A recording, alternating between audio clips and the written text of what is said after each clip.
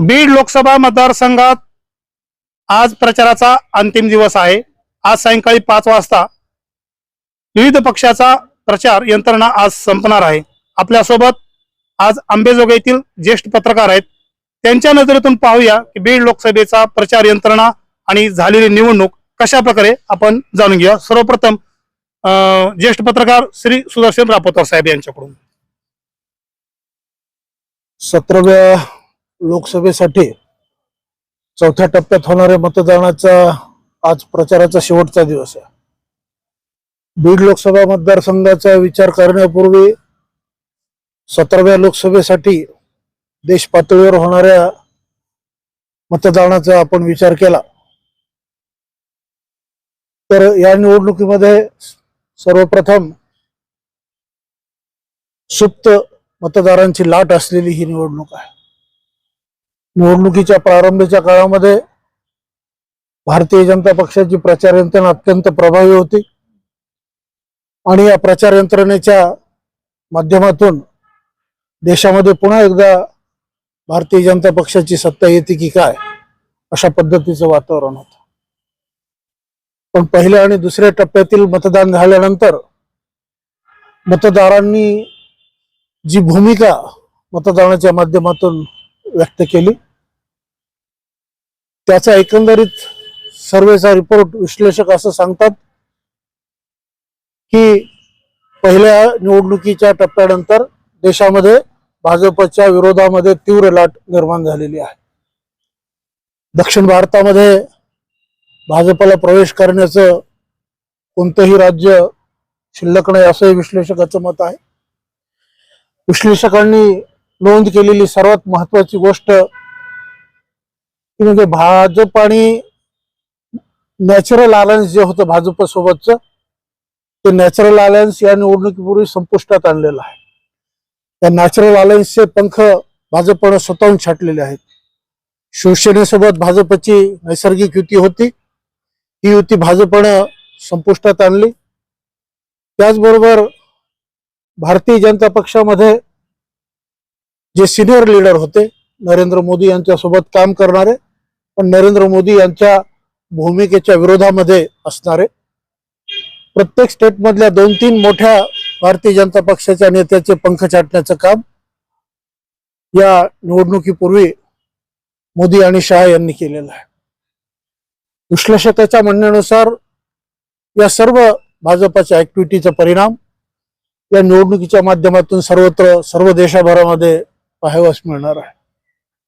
बीड जिल्ह्यामध्ये ही निवडणूक सर्वप्रथम गेली 5-7 लोकसभेच्या निवडणुकीचा मी साक्षीदार असल्यामुळं या 5-7 निवडणुकीच्या राजकीय अभ्यास जो आहे माझा त्याच्याप्रमाणे सर्वप्रथम या निवडणुकीमध्ये जातीविष पेरण्याचं काम मोठ्या प्रमाणावर राजकीय पुढाऱ्यांनी केलेलं आहे आणि जातीय समीकरणावर ही निवडणूक होऊ घातलेली आहे।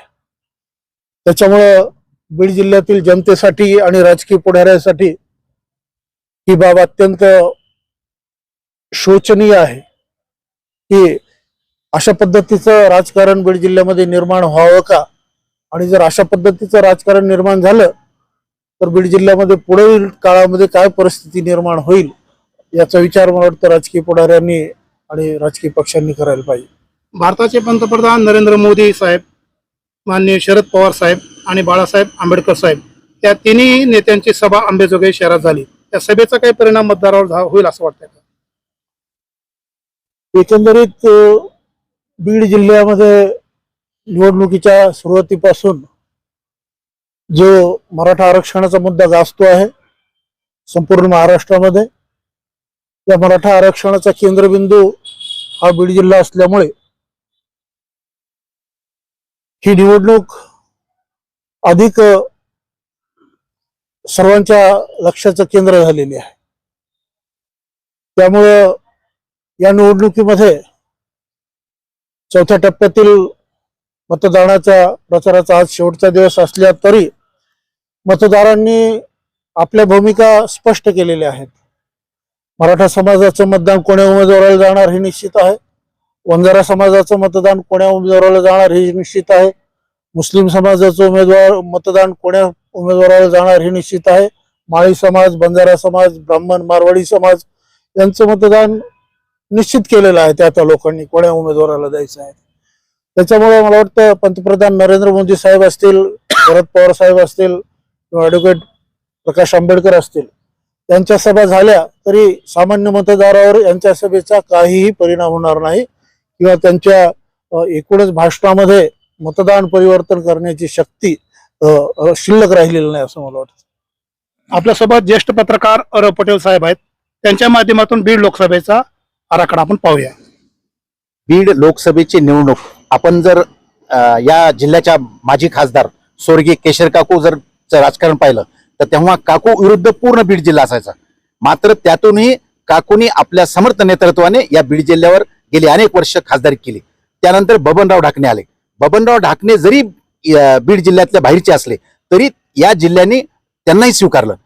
यापूर्वी क्रांतिसिंह नाना पाटील आले. या बीड जिल्ह्यामध्ये गोपीनाथराव मुंडेची जी राजकारणाची पद्धत आहे त्या पद्धतीमुळं या जिल्ह्यामध्ये एक सर्व समाजाला एकत्र करण्याची ताकद होती. मात्र अलीकडे सर्व समाजामध्ये मताचं पोलरायझेशन, जातीचं पोलरायझेशन, त्यामुळे या निवडणुकीमध्ये ही निवडणूक जातीवर आली. व्हायला तर हे पाहिजे होतं की ही निवडणूक विकासाच्या मुद्द्यावर पाहिजे होती. गेली 10 वर्ष प्रीतमताई खासदार होत्या.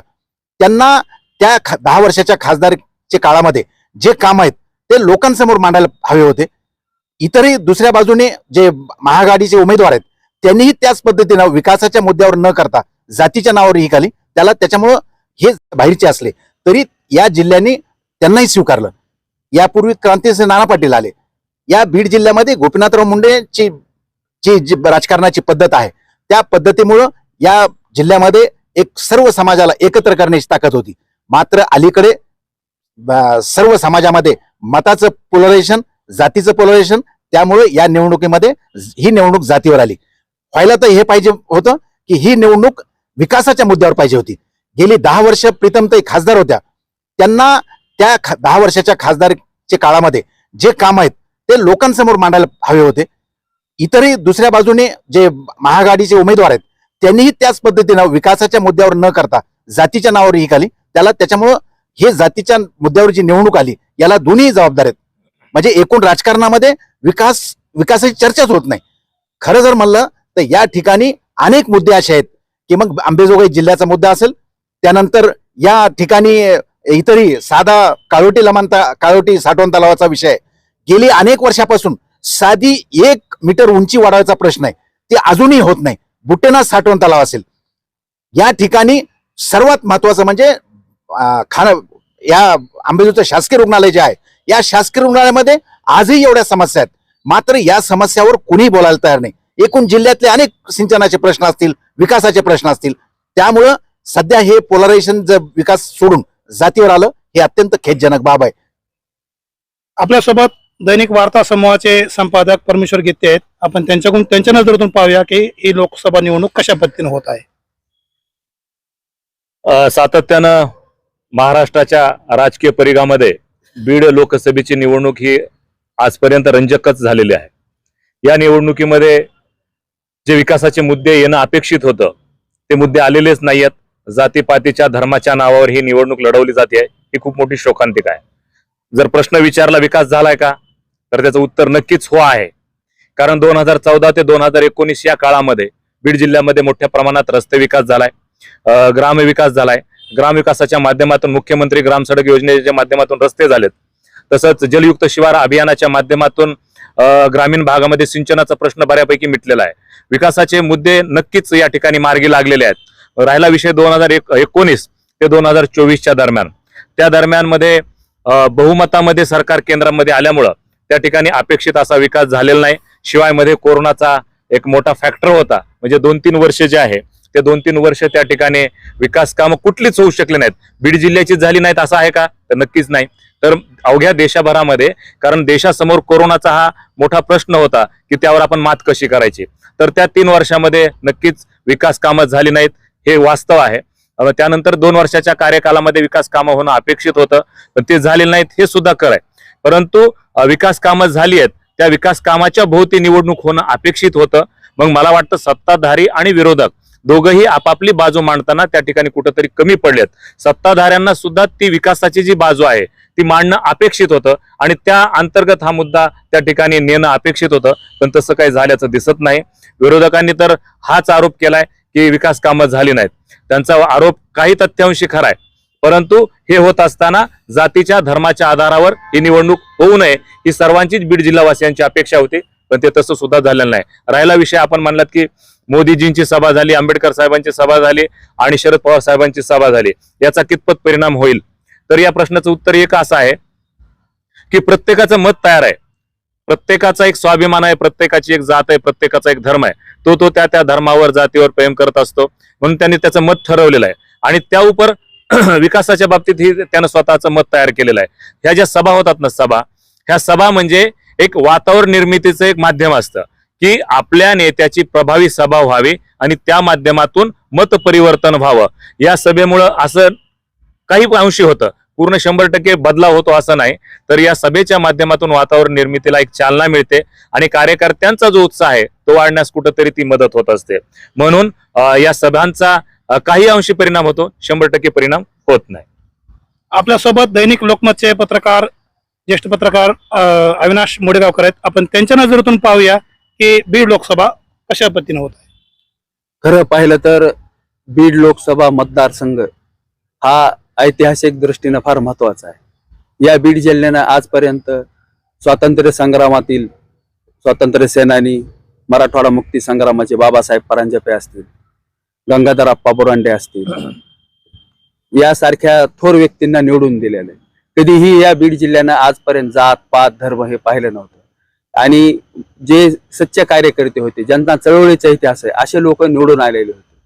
जात धर्म हा विषय याच निवडणुकीमध्ये कसा काय प्रखरपणे जाणवायला लागला हा जिल्ह्यासमोर मोठा प्रश्न आहे. पुरोगामी विचाराचा जिल्हा म्हणून बीड जिल्ह्याकडे संपूर्ण महाराष्ट्र पाहतो आणि हा अचानक झालेला राजकीय बदल हा जिल्हावासियांसाठी चिंतेचा विषय आहे.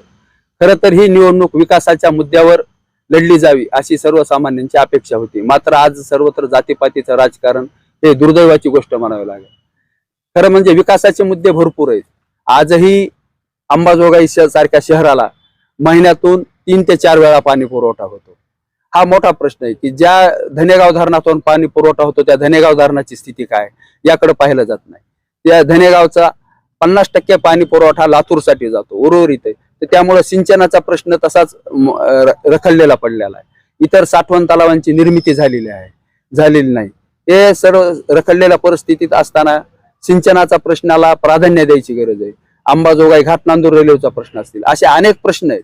पण हे प्रश्न बाजूला सोडून ही निवडणूक जाती धर्मास भोवतीच का फिरली जाते हा मतदारांसमोर प्रश्न आहे. बीड लोकसभा मतदारसंघात विकास निवडणूक न लढता पातळीवरच लढली जात आहे, परंतु आपल्या परिसरातील बीड जिल्ह्यातील विविध विकासाचे जे प्रश्न आहेत ते प्रश्न सोडून घेण्यासाठी स्थानिक नेतेही कमी पडलेत, हेच एवढंच या प्रसंगी म्हणावं लागेल. डिजिटल मीडियाच्या बातमीसाठी संजय जोगदंड, अभिजित लोमटे, मस्के सह सतीश मोरे, अंबाजोगाई.